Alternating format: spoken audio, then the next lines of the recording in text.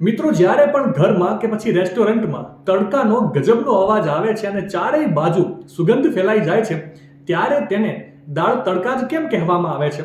શાક તડકા કેમ નહીં? તો મિત્રો, વાસ્તવમાં તડકો એટલે વઘાર.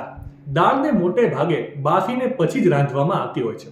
જો વઘાર વગર દાળ ખાવામાં આવે તો તે સ્વાદમાં ફીકી અને ટેસ્ટફુલ નથી લાગતી, અને તેથી જ દાળનો સ્વાદ વધારવા માટે તેને બાફ્યા પછી તેમાં બાદમાં વઘાર ઉમેરવામાં આવે છે, એટલે કે તડકો લગાવવામાં આવે છે.